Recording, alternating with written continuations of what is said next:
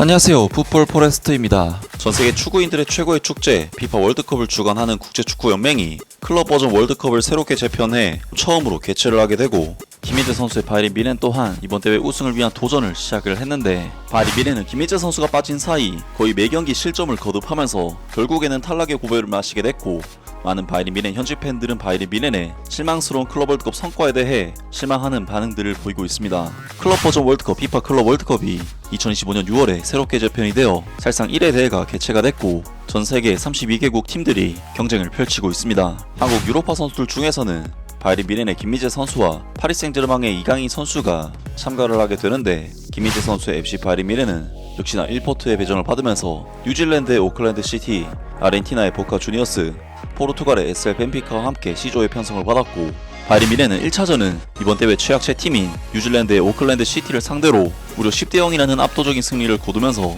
기분 좋게 대회를 시작했습니다. 물론 오클랜드 시티가 워낙 약체팀이라곤 하나 바이린 미넨 입장에서는 정말 오랜만에 시원한 경기력을 보여주면서 만족감 높은 경기를 선사했지만, 바이린 미넨은 2차전 아르헨티나의 보카 주니어스를 상대로는 꽤나 고전하는 경기를 하면서 요단한 타 선수의 치명적인 실책에 의해 실점까지 내주는 등 수비적으로 불안한 경기를 치른 끝에 간신히 2대1로 승리, 일단 이번 대회 2승을 거두면서 16강 진출을 확정을 지었습니다. 하지만 바이린 미넨은 3차전 SL 벤피카와의 경기에서는 충격적인 0대1 패배를 당하면서 실망스럽게 조별 라운드를 마무리했고, D조 2위로 16강전에 진출하게 되면서 D조 1위 팀을 만나야 하는 어려운 매치업을 받게 되었는데요. 그리고 바이린 미넨은 클럽 월드컵 16강전에서 브라질의 명문 구단 플라멩구를 상대로 중요한 경기를 치르게 되었는데, 바이린 미넨은 플라멩구를 상대로 무려 4득점이나 해내는 등 공격에 있어서는 꽤나 뛰어난 성과를 올렸지만 또다시 2골이나 실점을 내주면서 수비에 있어서는 역시나 아쉬운 품을 이어가게 되었습니다. 어쨌든 클럽 월드컵 8강 무대까지 안착한 바이린 미넨은 8강전에서는 이강인 선수의 파리 생제르맹을 상대로 또다시 힘든 경기를 치러야만 했었는데, 바이린 미넨은 파리 생제르맹과의 이번 경기에서도 김민재 선수가 선발 명단에 빠지면서 요나단 타, 다이오 우파메카노 조합으로 경기에 나섰고, 김민재 선수가 빠진 사이 매경기 실점을 내주는 경기를 했던 바이린 미넨은 전반전에는 0대 0의 스코어로 비등비등한 경기를 펼쳤지만, 후반 막판 파리 생제르맹의 데지레두에 우스망 덴벨레 선수에게 연속 실점을 내주면서 0대 2로 무너지고 말았고, 결국 이번 클럽 월드컵을 8강전에서 마무리를 하게 되었습니다. 바이린 미넨의 이번 클럽 월드컵 8강의 성과는 물론 그렇게까지 나쁜 성과는 아니라고 할 수가 있지만, 바이린 미넨은 1차전 세미프로 클럽인 오클랜드 시티전을 제외하면 2차전부터 8강전까지 4경기 동안 매경기 실점을 거듭하고 4경기에서 무려 7실점이나 내줬다는 부분에서 수비적인 문제에 대한 불안감을 지울 수가 없는 대회였는데요. 또한 바이린 미넨은 팀의 핵심적인 에이스인 자말 무시알라 선수마저 골절 부상을 당하면서 그야말로 모든 것을 잃어버린 대회가 되고 말았는데, 바이린 미넨의 전담 매체인 바바리안 풋볼 웍스에서는 이번 대회 바이린 미넨의 실망스러운 성과에 대해 비난하는 소식을 보도했습니다. 바이린 미넨과 유럽 챔피언 파리 생제르맹의 기대를 모았던 경기는 데지레두에와 우스망 덴벨레의 골에 힘입어 레코드 마이스터의 2대 0 패배로 끝났다. 이로써 바이린 미넨의 새로운 클럽 월드컵 첫 출전 여정은 막을 내렸다. 경기의 주요 내용을 소개한다. 자말 무시알라가 큰 충격을 받았다. 무엇보다도 중요한 것은 자말 무시알라가 전반전 막판 잔루이지 도나룸마의 불필요하고 과장되고 다소 악의적인 태클에 발목 부상을 입었다는 것이다.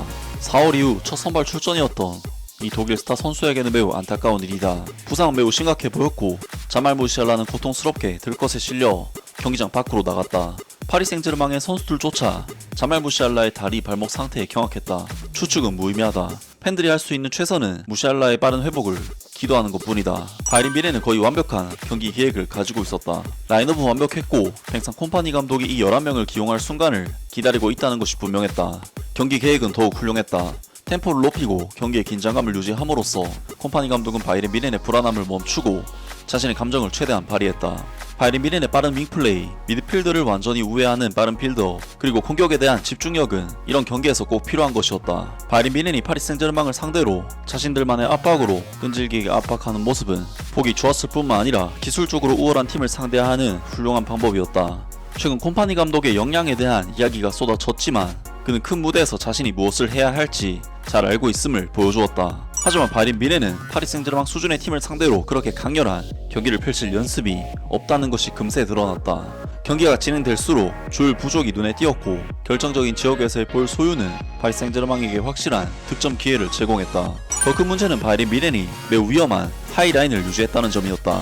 수비가 역습에 걸려 번개같이 빠른 파리 생제르맹의 공격수들을 쫓아가며 호통되는 모습이 경기 내내 반복됐다. 이는 너무 쉽게 뚫릴 수 있는 수비 전술 때문이었다. 물론 하이라인은 빌드업에서 바이린 미넨이 꼭 필요했던 활력을 주긴 했다. 하지만 수비적으로는 너무 치명적인 대가를 치르게 했다. 이 부분에서 파리 생제르맹은 훨씬 유동적인 구조를 통해 넓은 공간을 효과적으로 커버하며 안정적인 수비를 유지하는 동시에 찬스 창출 능력도 잃지 않았다. 결국 이 경기는 팽상 콤파니 감독이 앞으로 개선해야 할 부분을 잘 보여줬다. 손볼 부분이 많긴 하지만 동시에 선수들이 이런 경기 운영에 익숙하지 않다는 사실도 명백하게 드러난 경기였다. 양팀 모두 기회는 있었지만 파리 생제르맹이 승리를 거머쥐었다. 거의 매 경기일마다 나오는 불만이 이번에도 나왔다. 바이린 미넨이 또 한번 결정력이 부족했다는 것이었다. 바이린 미넨은 전술적 세팅으로 파리 생제르맹을 당황하게 만들며 상대 페널티 박스까지 여러 번 침투하는 데 성공했지만 이를 살리지 못했다. 마이클 올리세가 경기 초반 다소 부진했던 것도 한몫했고 왜 킹슬리 코망이 이적 후보로 거론되었는지를 상기시켜주는 경기력이었다. 콘라드 라이머도 실수가 잦았고 해리 케인은 초반 완벽한 찬스에서 헤더를 크로스바 위로 넘겨버렸는데 그 장면이 그의 이날 경기를 상징적으로 보여줬다. 자말 무시알라의 교체로 들어온 세르지 그나브리도 정말 형편없었다. 바이린 미넨에게는 살릴 기회가 많았지만 살리지 못했다. 라면서 바바리안 풋볼 웍스에서 바이린 미넨의 문제점에 대해 지적을 했고 과도하게 높은 하이라인에서 힘을 쓰지 못했다는 의견을 남겼습니다. 확실히 바이린 미넨은 팽상 콤파니 감독 체제에서 높은 라인을 통해 지배하는 경기를 보여주는 팀인데 김희재 선수가 빠진 뒤 수비 뒷공간 문제에 대해서는 대비가 전혀 안되는 모습을 보이고 있고 공격에서도 선수들이 들쑥날쑥한 경기력을 보이고 있다 보니 문제가 터지고 있는 것이 아닌가 싶은데요. 많은 바이린 미넨 현지 팬들은 바이린 미넨의 실망스러운 클럽 월드컵 성과에 대해 실망하는 반응들을 보이고 있습니다. 뭐 열심히 했다고 좋게 말할 수도 있겠지만 사실상 골로 가는 움직임이 전혀 없었어. 매번 똑같은 패턴이고 상대는 그냥 서 있기만 해도 공을 빼낼 수 있어. 평점은 4점에서 5점 정도야. 탈락이 문제냐 하면 사실 그렇게 큰 문제는 아니야. UEFA 챔피언스리그 우승팀을 상대로 대등하게 잘 싸웠으니까. 하지만 나머지는 완전히 재앙 수준이야. 자말 무시알라의 부상은 최악의 상황이고 구단 윗선의 대외적인 모습도 도저히 용납할 수 없어. 막스 에베르의 영입 정책은 전혀 콘셉트가 없다.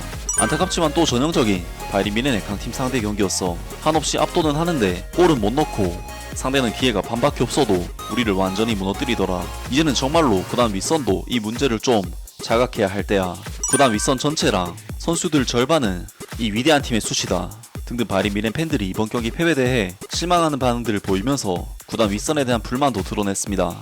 김민재 선수는 최근 바이린 미넨 구단으로부터 패싱을 당하기도 하는 등 독일 매치와 심지어 클럽으로부터 인정을 받지 못하고 있는데 김민재 선수 입장에서는 바이린 미넨에서 분데스리가 우승도 달성을 했기 때문에 지금 시점에서 독일 무대를 떠나는 것도 나쁘지 않은 선택이 되지 않을까 싶고 만약 김민재 선수에게 좋은 제안들이 들어온다면 이적을 고려해봐도 좋지 않을까 싶습니다. 아무튼 오늘 영상은 여기까지고요. 영상 재밌게 보셨다면 구독과 좋아요 그리고 댓글 부탁드립니다. 감사합니다.